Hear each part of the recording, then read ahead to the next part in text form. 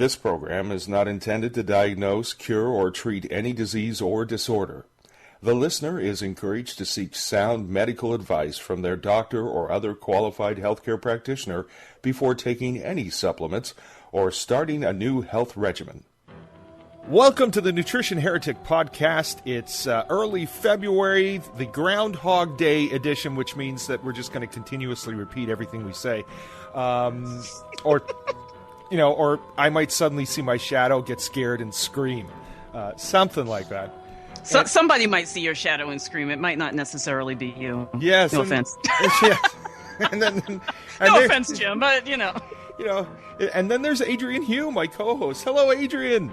Hello from sunny Hawaii. Yes, which is why we don't have a groundhog in Hawaii. I mean, can you think of a dumber idea if they had one of those predictive groundhogs? We have mongoose. Does that count? You have mongoose in Hawaii? Yeah, really? they were brought in to control the snakes, and then they took over. Yeah, it's always smart when we do that. I don't know of a single. Has there ever been a case of importing species for that kind of thing where it's worked out? I don't know, but I heard that in Guam, what they're doing right now, because the rainforests are completely dead. You walk in and it sounds better than a sound studio because it's so quiet. There are no birds, no crickets, no coqui frogs, nothing making noise in there. And so what they're doing is they are dropping poisoned dead mice in there because what happened was the snakes took over because they brought the snakes in to take care of something. And so the snakes took over and now they got to drop dead mice. Well, that beats what they did in World War II where they had plastic explosive mice. Or rats, actually. Yeah, no. They would leave them. They would put the explosives inside the rat carcass, and they would leave them lying around in places like, for instance, furnace rooms in buildings, boiler rooms. And then some guy would, dead rat, throw it into the furnace, and boom. Yeah, yeah. They did some amazing things back then. And, yes. And speaking of shadows and weather and all that, I don't know where we mentioned weather, but I'll just do that anyway. All that stuff. The land of the midnight sun, the Yukon. You shared a very interesting ad with me, which has turned out to be pretty darn hilarious, right? Yes, because the Yukoners all need the D, and do you know what the D? And I'm making air quotes. The D is. I kind of I've never heard it said that way, but just out of just from the context, I think I do. Yes, and it's funny because I wasn't totally sure until one of my interns mentioned it to me, and I was like, I gotta catch up on what the kids are saying today. And yeah, the D. If anybody doesn't know what the D is, look it up. That's all I'm going to say. Yeah, I think we just threw Sunny D the we just threw them a curveball. That might be a brand rep issue for them.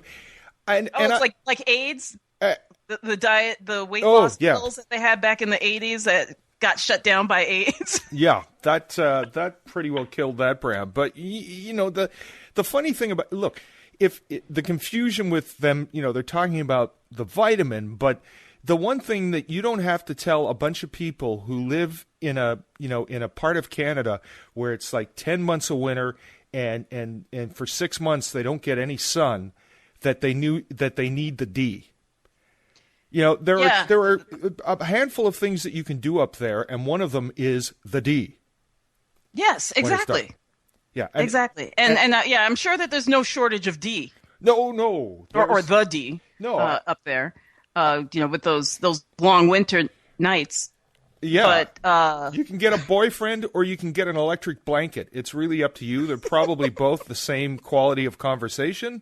Generally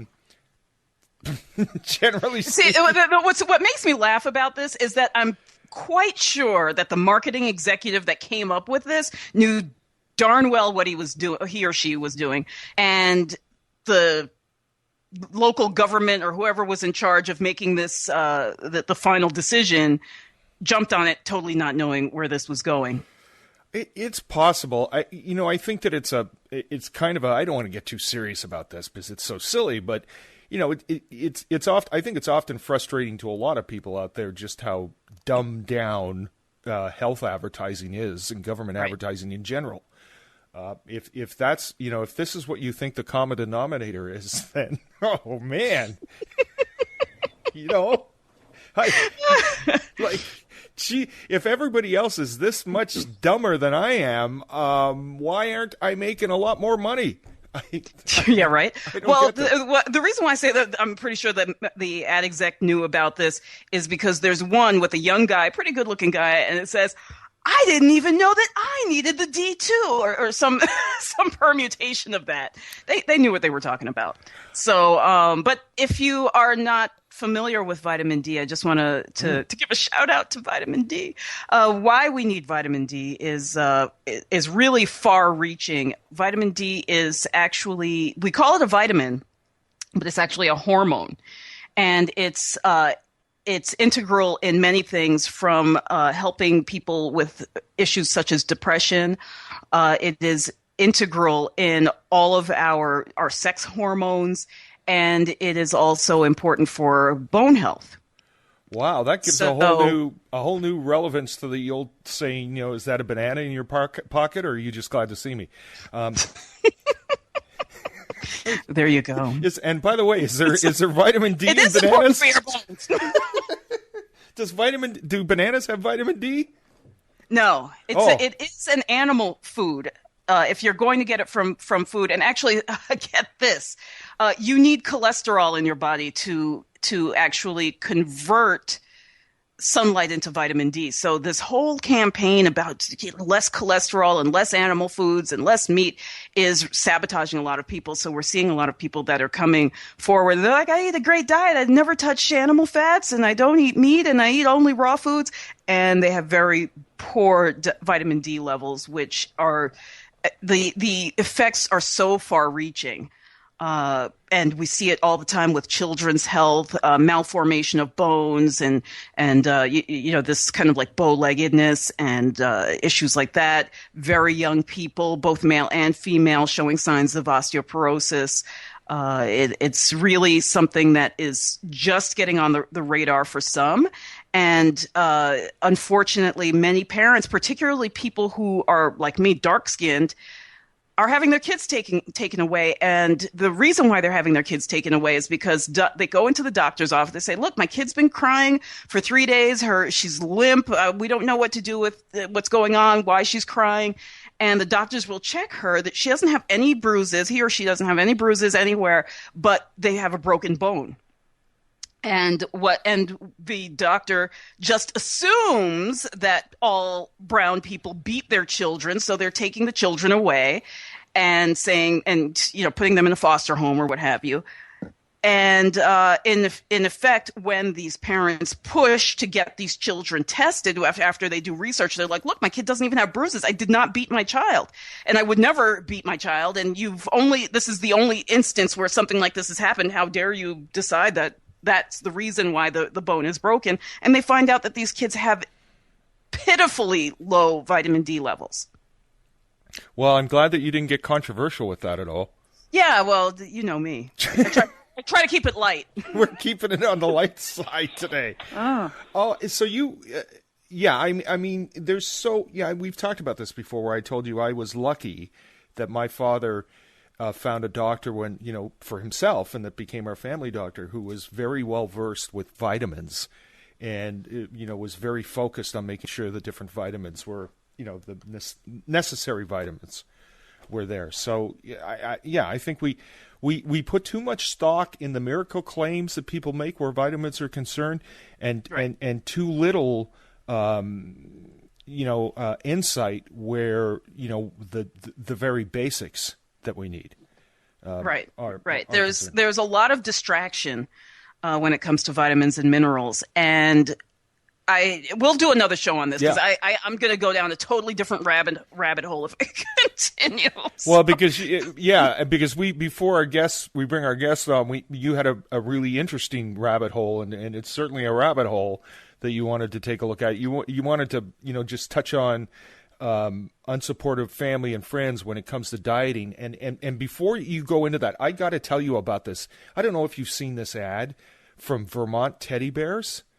No, I can honestly say I have not. Well, they're one of those, we deliver teddy bears to your girlfriend on different special occasions, and they are trying to, market this 3-foot tall teddy bear, 4-foot tall giant teddy bear for $100.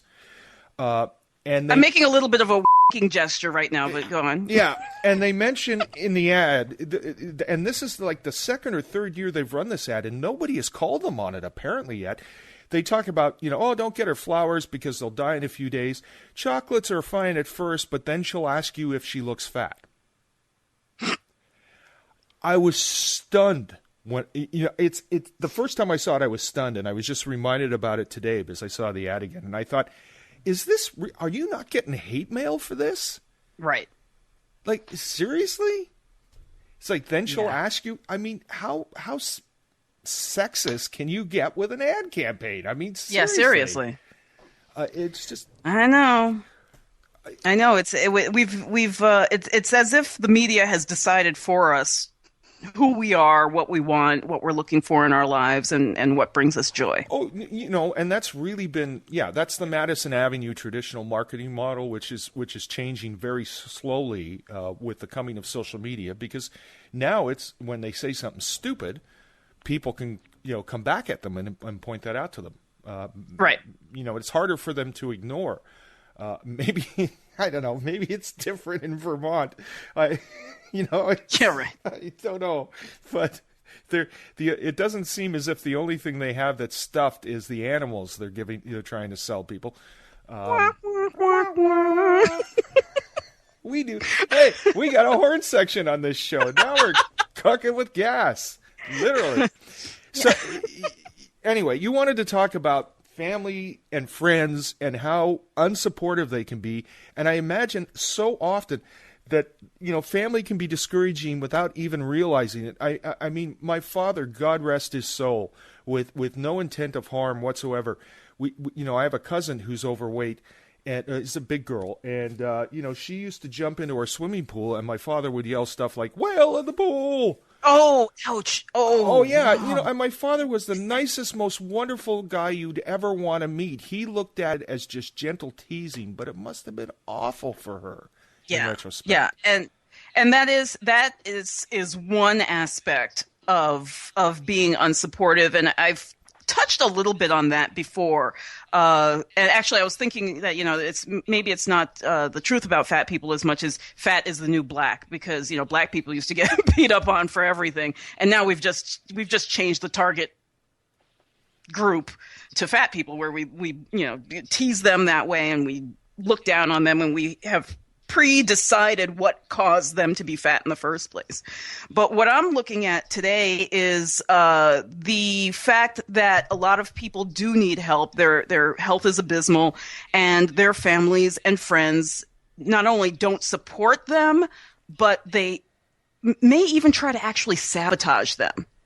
So, for example, when I found out that I had numerous food allergies and I was having a skin break, I told you my skin was, bleeding, and I had so many horrible things going on. I couldn't sleep at night. I wasn't digesting my food. I was miserable. I would come home and rip my clothes off, and it doesn't sound as good as that, but I would scratch all night long until I passed out from exhaustion.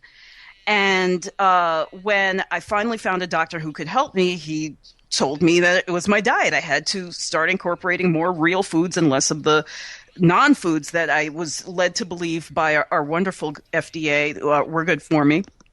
And so when I went on this, my then boyfriend, now husband, was very supportive. And he was just like, okay, whatever you need to do.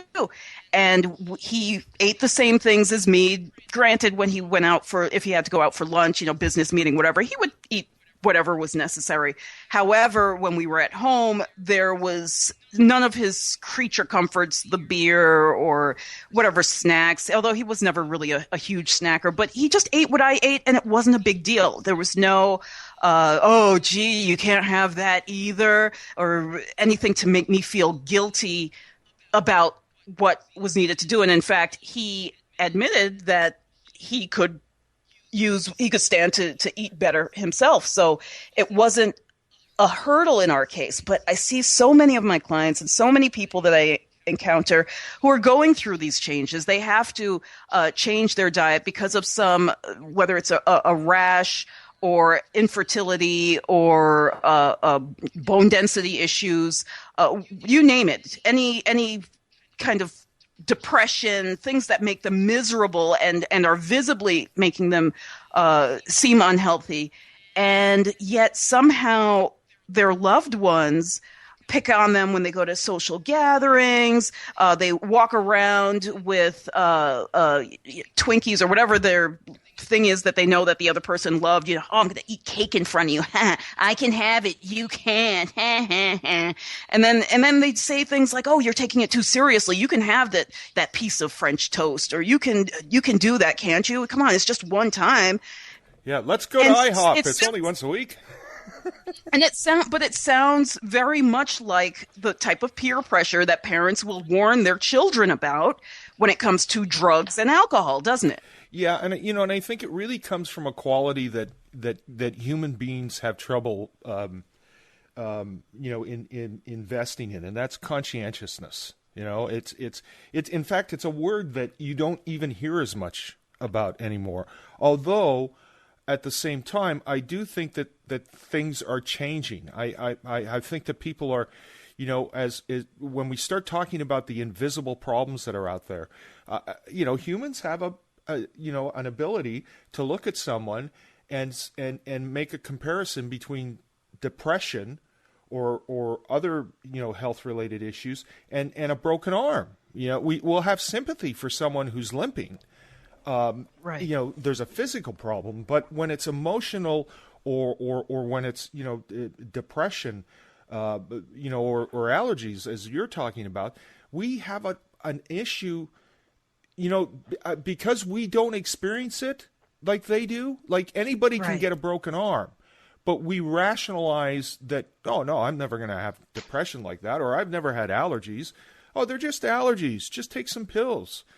And yet, anyone who's ever suffered from allergies in any way knows how miserable it is. It can knock you right on your butt. And the type of allergies that I'm talking about, they're not they're not what most people think of when they think of allergies. Most people think of an allergy as the hay fever, sneezing, red eyes, that kind of discomfort. This is a much more subtle form of allergy, what some people would label an insensitivity, or like we talked with Julia Stuber a couple of weeks ago, and she was talking about her intolerance, her gluten intolerance. And these are people who are not, their symptoms are so internalized or so subtle that others can't even comprehend that, yes, I get diarrhea when I eat certain things. Or, yes, my skin breaks out when I eat certain things, or I can't sleep at night, or whatever thing. And for someone who's not going through it, it becomes very easy to dismiss it. And even sometimes when people are in pain, because pain is not a broken limb. And it's easy to say, oh, well, you're exaggerating. The pain in your wrist or the pain in your back is not as bad as you say. You just want the attention. Well, try to explain to someone how suffering from an ulcer can knock you flat on your behind. Right. And yet but it can't. What's interesting, yeah, exactly. Well, what happened to me which was interesting, was that a lot of my family and friends, they saw how sick I was prior to going on my diet, and they saw how much I had changed and how much better I looked afterwards, yet they still would tell me that I was taking it too seriously. When in fact it's... How up is that? It's like, you know what I'm saying? On Adrian's to-do list, you look drop great, F-bomb but you can today. have this now, can't you? And it's like, I really don't want it. It's not even a question of I can have it. I just don't want it. And that's another thing that I think is a big deal. And I want to bring in Amy Elizabeth to start commenting on this, because what I had found personally is that it was other people's addictions to certain things that they were putting on me, and they could not fathom that I simply didn't want to drink myself under the table or whatever the thing was that they wanted me to do. They just couldn't fathom that I didn't want, I don't know, Philly cheesesteak or, or something. I mean, I would make a Philly cheesesteak for myself at home, but I just wouldn't want the one at the Greasy Spoon where they were eating. Well, I think Amy would find this quote interesting from a Canadian songwriter, a brilliant songwriter who in one song said, "We look into each other's faces, we see the weaknesses so well, but when we stand in front of mirrors, we do not see ourselves." And I really believe fundamentally that one of the problems that we have with relationships in general is that people often see their own weaknesses and character flaws reflected and amplified in other people. For sure. Mm-hmm. For sure. Well, let's bring Amy Elizabeth on. She's a relationship coach, and she has recently gone through something similar, so I think she can speak a little bit from experience. But her actually, Amy, I'm not going to tell people what you do as a relationship coach. I want you to say it in your own words. Great. Well, thank you very much. Hi, Adrian. Hello, Jim. I want to start by saying I am a podcast virgin. This is my first time, so forgive me if I'm a little bit nervous. Yeah. We'll be gentle with me. Don't Take it pop easy. the mic. Whoa! Sorry. That's all I got. And She said. Yeah. So I can give you a brief background. I, as a relationship coach, I look at everything the way I believe it is, which is everything's relational. First of all, that relationship with ourself and the story we tell ourselves about our lives, about our diet, about, the space between us and everyone else that's out there. And so I feel like it's a distillation of my many years of working as a licensed mental health counselor, a nationally certified addictions counselor, and an international Imago relationship therapist. So kind of bringing all those rivers of influence together and really seeing, okay, what's most important here, which is the relationship we have with ourselves and how much that influences the relationship we have with others. Okay. So that's kind of my little background. And before you go on, can you just explain Imago? Because I'm sure a lot of people want to know what that is. That could take a while, but in a nutshell, it's basically this notion that the baggage we carry from our childhood is unfinished, and nobody has a perfect childhood. We may think we do. We may get to a very grown-up place that our parents did a good enough job, and I think that's great. But there's usually some unmet childhood needs. And whatever that unmet stuff is, we often project onto our partners. And we actually go looking for those people that on some hidden level can actually help us fulfill that growth and healing that needs to happen so that we can reclaim our wholeness. Whoa. So that's part of the work that I do within the more contemplative approach, which is the Buddhist psychology approach, which is what's happening in the here and now. And oftentimes, if we're having a huge reaction to something, I like to think if it's hysterical, it's historical. So that's where we bring in more the Imago perspective of, okay, it might be 20% of what's really going on right here, but 80% linked to the past. So it's finding that balance between being mindful in the moment of what's happening and then, wow, what's still happening from my past that's influencing so much of the current moment. If that makes sense. So try to... Yes, that makes a lot. Try to live in the now where the ghosts of the past do not abide, as one person once said. Try to live in the now and listen to what the ghosts are saying and reclaim your wholeness. And that can play out in, as Adrian was saying earlier, a relationship dynamic with, and I just want to say, Adrian and I are blessed. It sounds very fortunate that we have supportive husbands who are willing to go on this journey with us as we reclaim our own health and wellness. And sometimes people do not have that. And I guess I could most relate to that in regard to alcoholism, which is another substance we put in our body. But I'm 21 years in recovery from that. And my family at the time I got sober could not understand why I would quit and would continue to offer me wine and would continue to question my decision around that. And that's tough. That's a kicker, because I like to think of addiction as, okay, you get a short-term benefit, but there's a long-term consequence. So the short-term benefit of getting drunk, sure, I can forget about my problems or enhance the celebrations. but the long-term consequence started to outweigh any of the benefits.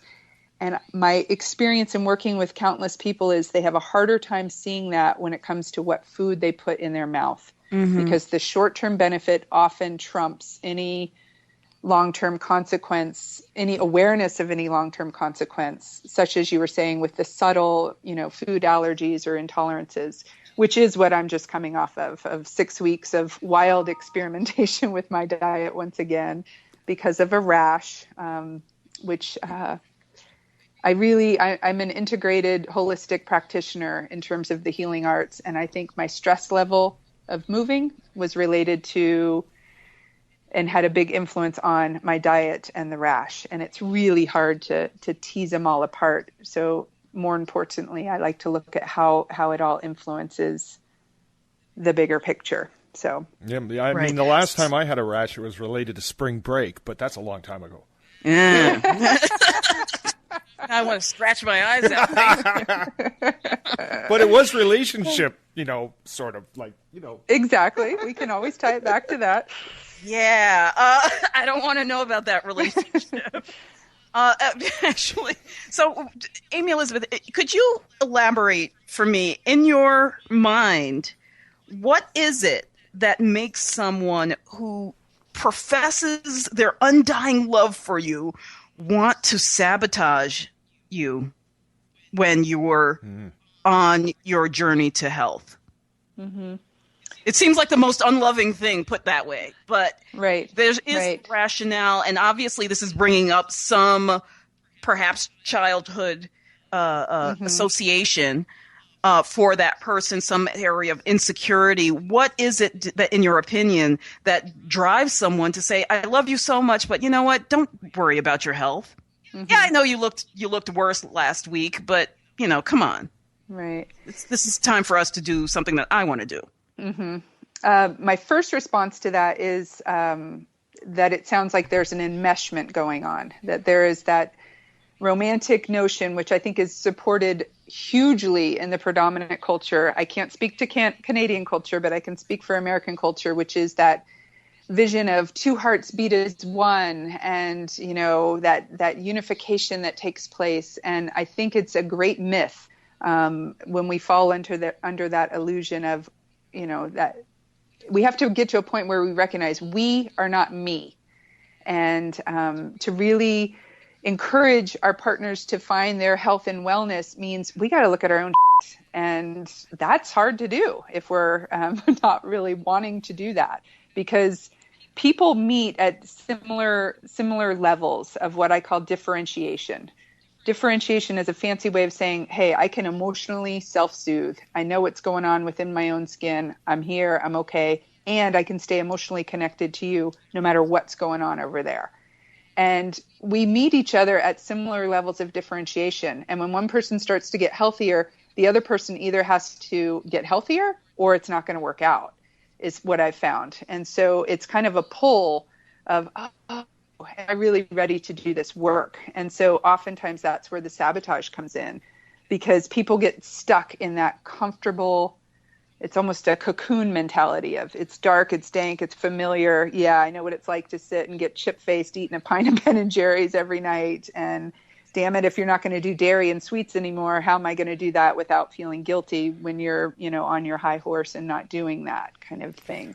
Right. So, and this is one of the things that, sorry to interrupt you, but this is one of the things that I always found interesting was that I never flaunted what I did in front of other people's faces. Mm-hmm. And I know, and personally, I always assumed that my difference in the way I needed to eat for my health for a lot of people was getting confused with the person who was on their high horse. Was that would, if you said, I don't eat meat, they said, well, I don't eat dairy. And you don't eat dairy? I don't eat fruit. And how do you, mm-hmm. or something that isn't fruit or whatever. You eat fruit. I don't eat anything. I just breathe air. So mm-hmm. everybody. It seems like we've gone through as a society this, and we continue to go through a number of these guru-y fad diets which may or may not produce better health results, but that it seems like everybody's always trying to trump everyone else. And so somehow, because I needed to eat a certain way, I got lumped in with those people who were just trying to one-up each other. But meanwhile, I was totally silent. I would go to a party, I would just bring my own thing, and I would eat my own thing, and I'd be cool, and I'd talk about everything else, and people would constantly come up to me. Well, what can you eat? Well, why can't you eat this? And look at me, I'm fine. I eat, I'm fine. And but then. Aside from that, what was interesting, what I always found interesting would be that aside from those conversations where they're boasting about how great they feel doing whatever they want, then you would, if you really tune in, you would hear about the aches and the pains, the depression, all the stuff that they were claiming was non-existent during the discussion about health would surface in totally unrelated discussions. Well, I think that Amy can put this in, and it can. Clarify this, but my opinion has always been that when people are asking those kind of questions, they're not asking about what you can do; they're asking about what they can do, because now you've got them a little worried. Like and if you can give up ice cream, why can't I give up ice cream and be happy? And if you can do it and I can't do it, then that's sort of a negative on me. Would you say that? Right. Amy, I would agree. Really yes, and to go back, this ties to what you were saying earlier, Jim, which is I think there's this notion which we all kind of push away and have an aversion to, but the truth is you spot it, you got it. When you see something in someone else, it's within you. So if you think about the 3 people you admire most on this planet, there's some qualities about them that are within you, but they may be lost to you. They may be part of your hidden self or your unclaimed self or your disowned self. The same goes for those 3 people you absolutely cannot stand and you abhor them.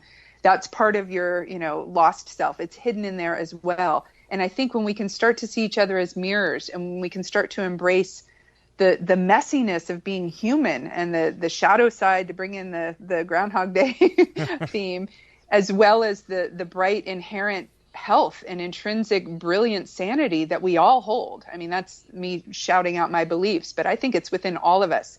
And I feel like my job on this planet is to help bring that out in people and reflect it back to them. I don't have the answers. I can't tell people what to eat or how to, parent their child or how to interact with their spouse or how many times they should have sex per week or whatever.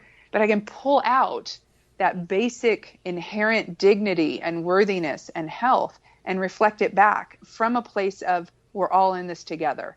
And that's where the mindfulness comes in. It's being present in the moment without judgment of right or wrong, good or bad. And in that place, I think we have a much more level playing field. And I'm really curious what you were starting to say earlier, Jim, about this shift that you said things are changing. You were talking about conscientiousness and how that word isn't used much. And I was curious if you could say a little more about that. Like, what shift do you see happening? Because I, too, see a shift, but I'm just curious if we're kind of on the same page of what the shift might be. I think I see a shift towards people being more sensitive about, about other people, more conscientious about other people. In some cases, it's a forced shift, but, humans are Pavlovic. We react, and the only real control you have in this life is your reactions to any given situation. Right. And I think that our connectivity, because, the human condition is this issue of isolation where we're in a sea of humanity and yet we are often completely alone. And the one thing that social media has done is given so many more people the exposure to so many other people and reminded them that in many cases, especially where emotional issues are concerned, you're not alone. You're not. Right. There are no perfect people out there. We're always so shocked and surprised when some famous or rich person, commits suicide or something, but yet we don't learn anything from that lesson. We don't learn that, it doesn't convince us that, okay, so look, I've got issues with depression. That doesn't make me a bad person. It doesn't make me a freak or anything like that. It makes me a human being. Right. And I think that is changing to some degree. I think that there will always be people out there who just will not have that ability to emotionally connect with others. And I think the odds are that everybody has one of those people in their family. But I think generally speaking, as a species, as a culture, we're making some progress in that regard.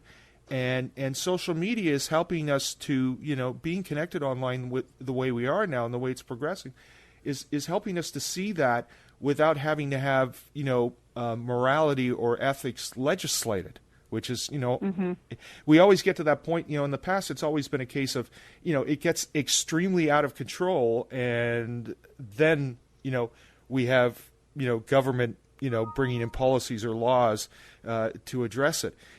Whereas online, what we've seen is that online communities are very much like water. They find their own level. Mm-hmm. So who you expose yourself to really has an effect on your perspective. And some people wall themselves off even online, and it's dangerous because they get this idea that they may have aberrations in their behavior, and they find other people with the same aberrations, and they lose all perspective. But I think generally speaking, what it results in is an improvement. I think that the more we connect, the more we learn, the better we are. Yes. I would agree with you that we are shifting into a more relational paradigm, and to find the common denominator of what are we all experiencing and operate from that place. And I think, to comment, Adrienne, on what you were saying about all these fad diets and, I'm gluten-free. Well, I don't do dairy. Oh, you eat meat, but I'm vegan. And what does that mean for the animals? And I mean, it's ad nauseum, no pun intended, but it just goes on and on. Exactly. I think that is a fundamental form of self-aggression. Yes. When we think we always need to change. Right. And so I love to remind people, first of all, we've got to cultivate that awareness of what we're experiencing. What is the story we're telling ourselves? What are we putting in our bodies? And I agree with what you just said, Jim, about control. That the only thing we can control is our reaction and our attitude. Right. But for me, the stress of moving and all of that, I tried to control other people. I couldn't. So what did I do? I started to control my food intake again. So I'm very curious about that relationship. Like, well, I got to control something because it's all rooted in fear right now. And what am I going to do? And right. Whew. Well, this is also something that a lot of people may consider a shift from a male dominant pattern of thought to a more female and nurturing pattern of thought. Hey there. Yes. And we're seeing this. we are seeing this where men tend to be the ones more about the control aspect of things and the aggressiveness, like you said, whereas women tend to be more in tune with the depression, the emotional needs. And I think we are definitely starting to see this paradigm shift in that direction, if to look at it from a yin-yang type of perspective. Right. And I'm going to be so bold as to say we're actually experiencing a new paradigm where it's a blend of both. Oh, for sure. You need that. That's just it. Is you need both. Who is it? The New York mayor or whoever it was that's no coke in the schools? We're taking out all the pop machines and, cocaine. Yeah. No. No Coca-Cola. But, that's the directive. That's the, putting it into action. And then there's the relational piece that's behind it. And there's a whole lot more mindfulness happening in the public educational system. And what I was starting to say is we've got to cultivate that awareness, that mindfulness of what's going on, move into a place of acceptance of, gosh, this is who I am, this is who you are, and then move into action of what do we need to do from that place. Because I think in our culture, by and large, we truncate the acceptance piece. And we get aware of, oh man, I'm overweight, or oh man, my blood pressure's high, or oh my goodness, my A1C or whatever it is, the levels are not good. And then we immediately try to change it as if it's not okay, or we try to push it away and ignore it. And I just advocate for this sense of, okay, let's accept this for a moment. Let's really get familiar with what does this mean? What is it? And take a breath. Well, that's just it, is that we need to, from my perspective on the nutrition health side, or body health side, is to say, okay, well, this has happened. What is it telling us?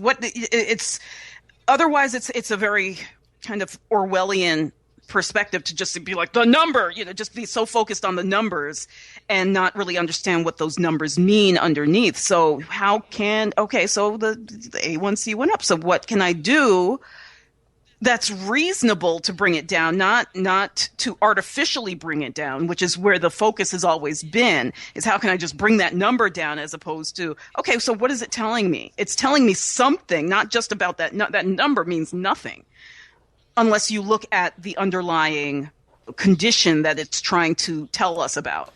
But a society that's... And I hear you as an advanced... Sorry, go ahead. Sorry. No, please, go ahead, Amy. I hear Adrian as an advanced... how shall I say, higher level functioning person to understand that. Because I'm going to give an example which goes contrary to what you proposed at the beginning, that we talk about families and friends who may try to sabotage our health efforts. Right. I'm actually in a situation where I'm trying to help a family member recognize, oh, you're pre-diabetic and you're drinking tonic water, which I thought was just tonic water, but I looked at the label and it's 26 grams of sugar with high fructose corn syrup in it. Exactly. And I point that out and he immediately gets defensive and he doesn't appreciate that I'm pointing that out. And so his response was, my A1C tests are good.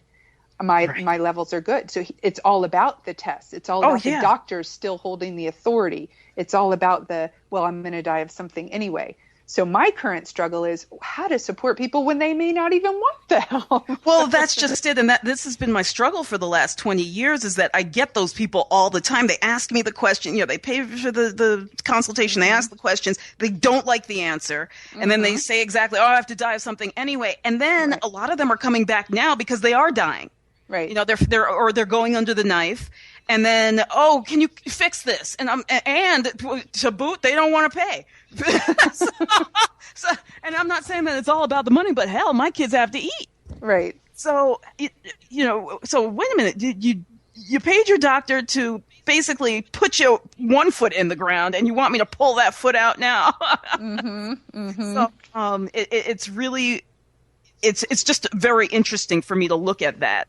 Because they all come back eventually, which is telling me something, that they saw something in what I had to say that was not being met somewhere else. Right. And go on. Sorry to interrupt. What I was thinking is when that resistance shifts more into the conflict of, well, yes, but I want the information, but I can't pay, or I'm unwilling to pay, but the doctor said this, but I don't know what to do. I love to see, and I tell couples this all the time, conflict is growth trying to happen. Okay, there's some conflict here, conflict within yourself of having to pay for your wellness, conflict of, having to change your diet, conflict of having to, whatever the case may be. If we can positively reframe that into, okay, there's growth trying to happen here. How can we, again, cultivate that awareness, that acceptance, and then move into action and really operate from that place? I've found that I have more traction with people. And again, I'm not working with people necessarily on nutritional aspects. I do work with recovering addicts, but I'm doing more of the relational health, usually between husband and wife or mother and daughter, that sort of thing. And it's like, okay, how do we reframe this? Because you're tired of the core scene getting inflamed again of wanting to vaporize each other. And you get to recognize that, Jim knows all about vaporizing. Oh, yeah. And you get to recognize choosing to see your beloved, choosing to see your partner as an enemy is a choice. Just like Jim said earlier, we have choice in this lifetime here in this earthly plane. And yet we often get misaligned with what we think we have power over and what we don't. And that's endlessly fascinating to me. So we're going to have to wrap up soon. And I do want to ask one question. I'm going to ask you guys to do a little role play for me, okay? So that's I don't even know what he looks like. Oh my gosh. All that's right. Okay. You don't need to. Can I be person B? I want to be person B. You're not even person B. You're under the the box with the big generic B on it. Sweet. and Amy Elizabeth is with the generic A on her box. And let's just say you guys are married, and Jim is giving you a hard time. You have to change your diet because of some health issues, Amy Elizabeth. And Jim, he's trying to sabotage you. How do you see the conversation evolve? Is it you? I would assume it would be you who would want to initiate the conversation about how we can change the dynamic so that he's no longer threatened by what you need to do. How does that conversation start to look? Just to give people a sense of how you work and how this can help them in their own struggles. Yeah. Well, I think I've got you. And what I'm hearing is that I'm partner A, and I need to change some things in my life, my diet. And I'm looking for support from my partner who's been unwilling up to this point to give it. Right. And you're not anorexic or something like that. Okay. You're like genuinely have a health condition that needs you to eat salad 3 times a day, let's just say. Okay. So. And Jim hates salad. Yeah. So if it's a calm moment and we're not caught up in the power struggle and the conflict, I would try employing some nonviolent communication strategies. I would claim my feelings of, I feel disrespected when you keep making me a Costco croissant sandwich with American cheese and store-bought roasted turkey on it. I would like it if you would stock the larder with some vegetables. And then I don't know if you're familiar with nonviolent communication. That's not my trademark, but I borrow from it.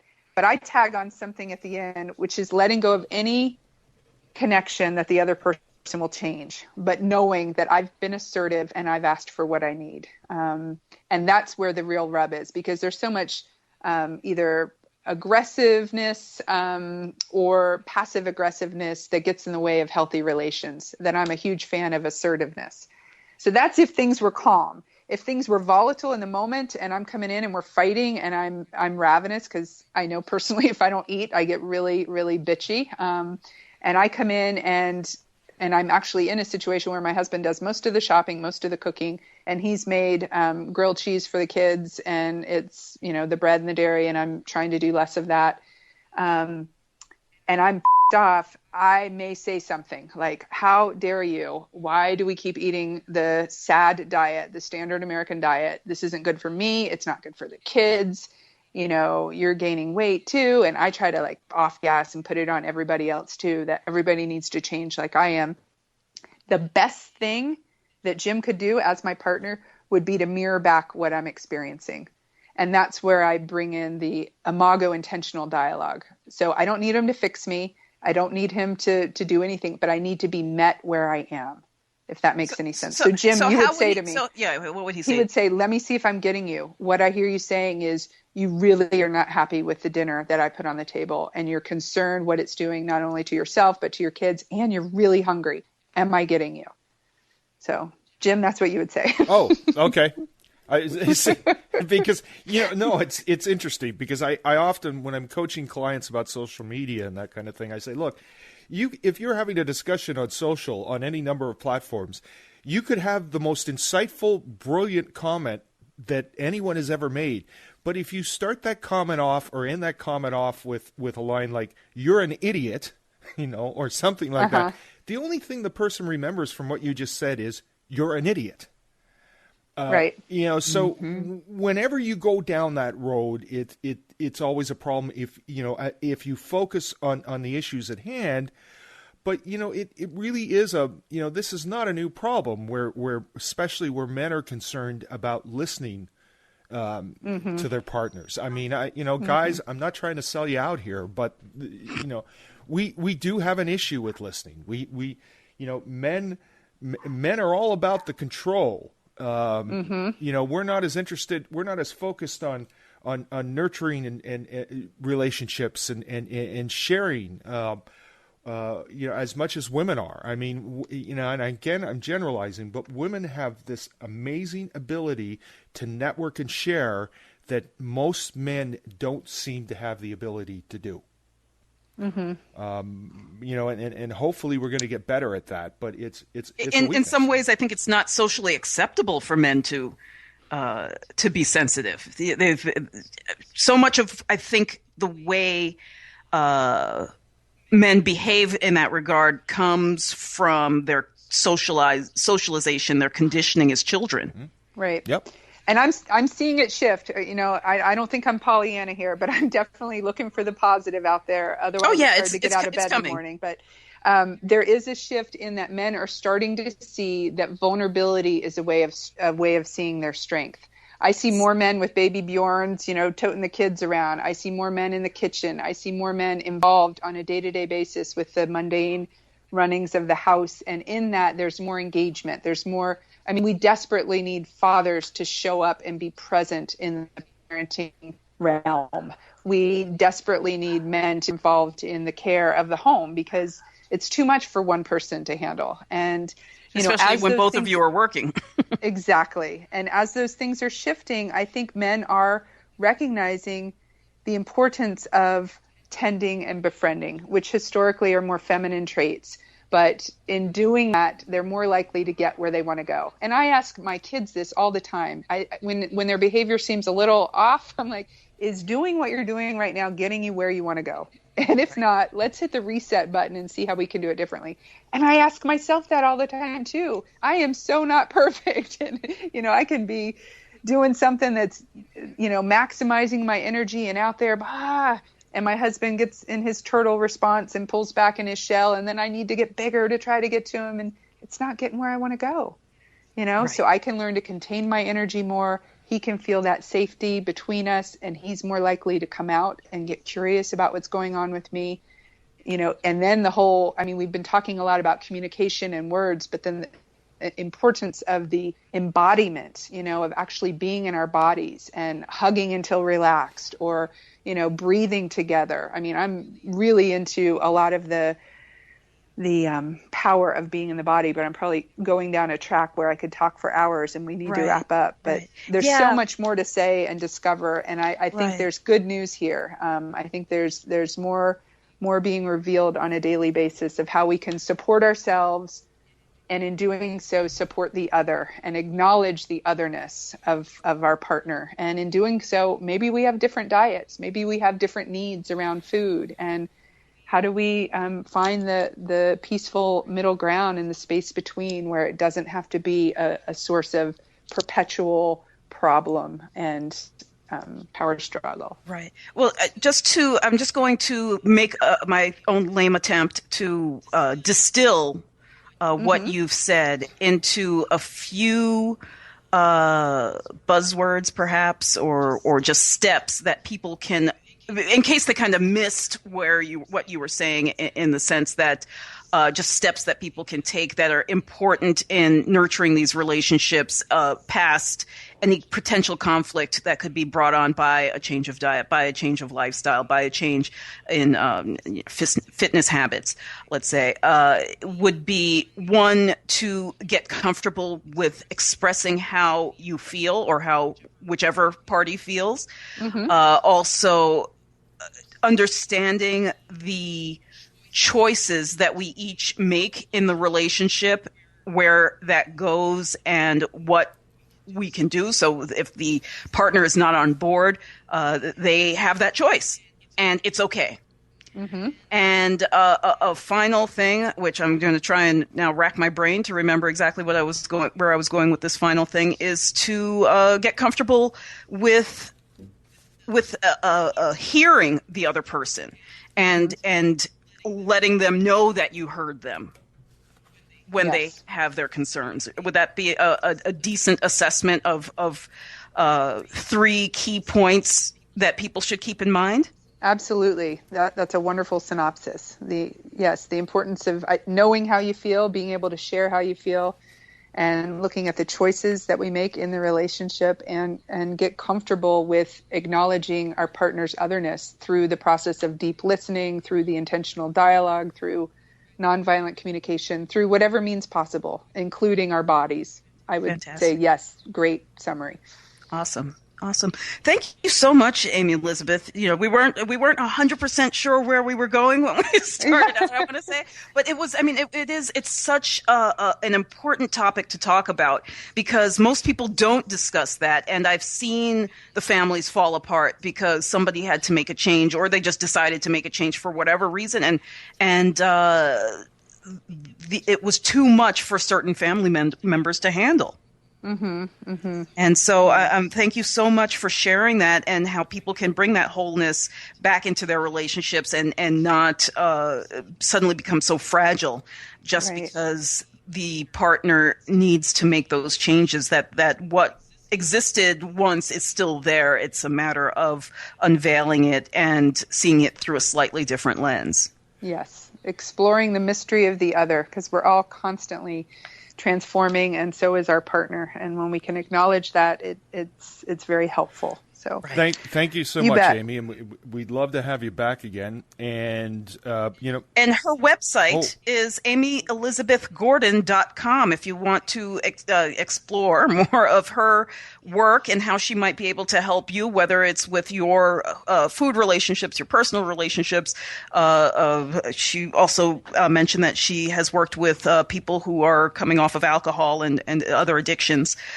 So check out her website for sure, and be in touch. And Amy, you might be able to hook us up with like a little PDF that people can download from our site. Is that correct? Yes, I will. And Jim will appreciate hearing this. The closet Luddite in me is coming out of the closet. I am willing to engage in more computer and podcasts and getting the word out there. So yes, I will gladly get you a PDF and get that up on your site, Adrienne. All right. So look for that on our website, and we'll have that within the next few weeks on the page for this episode with Amy Elizabeth Gordon. And of course, our website is nutritionheretic.com. Our Facebook page is facebook.com/nutritionheretic.